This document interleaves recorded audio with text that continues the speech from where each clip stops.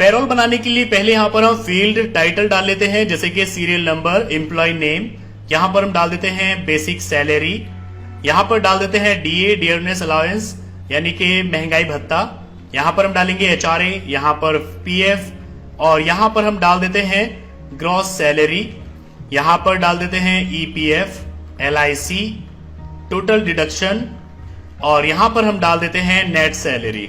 यहाँ पर हमें सीरियल नंबर डालना है। सीरियल नंबर जनरेट करने का तरीका ये है कि 1 2 टाइप करिए, दोनों को सिलेक्ट करिए, अपने माउस का लेफ्ट बटन प्रेस करते हुए आप नीचे तक ले आइए। जितने भी सीरियल नंबर आपको जनरेट करने हैं वहां तक लाकर छोड़ दीजिए। जैसे कि यहाँ पर हमने 12 जनरेट करने थे, तो 12 हमने जनरेट कर लिए हैं। अब यहाँ पर हम एम्प्लॉय नेम डालेंगे, जैसे कि मैं यहाँ पर कुछ नेम टाइप कर देता हूं।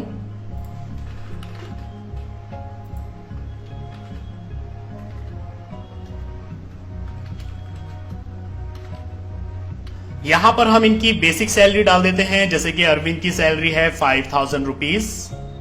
नीचे यहां पर सलमान की सैलरी हम डाल देते हैं 6000 रुपीज। अफजाल की हम यहां पर डाल देते हैं 10,000 रुपीज। इसी तरीके से यहां पर हम सबकी सैलरी टाइप कर देते हैं।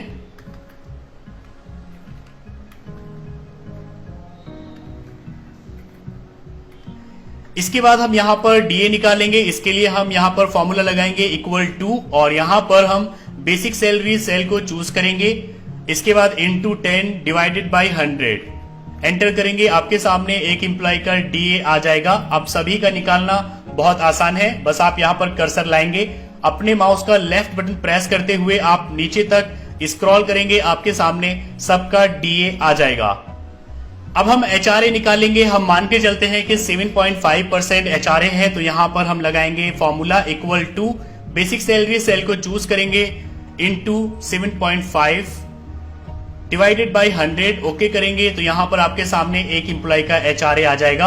अब इसके बाद सबका निकालना बहुत इजी है। आप यहां पर कर्सर लाएंगे और नीचे तक स्क्रॉल कर देंगे, सबका एचआरए यहां पर आ जाएगा।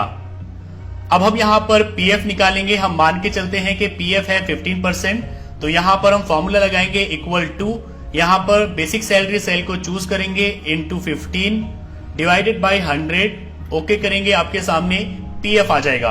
एक एम्प्लॉय का आपने निकाल लिया है। अब यहां पर कर्सर लाएंगे और नीचे तक स्क्रॉल कर देंगे, सबका पीएफ यहां आ जाएगा। अब इसके बाद हमें ग्रॉस सैलरी यहां पर निकालनी है, तो इसके लिए हम यहां पर फॉर्मूला लगाएंगे सम ब्रैकेट ओपन।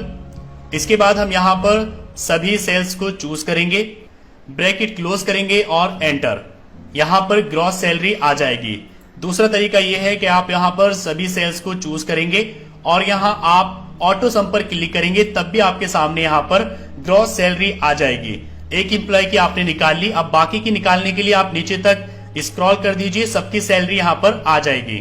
अब हम ईपीएफ निकालेंगे। हम मान के चलते हैं कि ईपीएफ पीएफ का हाफ है, तो यहां पर हम फॉर्मूला लगाएंगे इक्वल टू पीएफ वाले सेल को चूज करेंगे डिवाइडेड बाय 2 एंटर। आपके सामने ईपीएफ आ जाएगा। एक एम्प्लॉय का आपने निकाल लिया, तो अब आप यहां नीचे तक स्क्रॉल कर देंगे, आपके सामने सभी एम्प्लॉय का ईपीएफ आ जाएगा। अब हम यहां पर एलआईसी निकालेंगे। हम मान के चलते हैं कि एलआईसी ईपीएफ का हाफ है, तो यहां पर हम फॉर्मूला लगाएंगे इक्वल टू ईपीएफ वाले सेल को चूज करेंगे डिवाइडेड बाय 2 एंटर। आपके सामने एलआईसी आ गई। अब यहां आप नीचे तक स्क्रॉल कर दीजिए, सबकी एलआईसी आपके सामने आ जाएगी।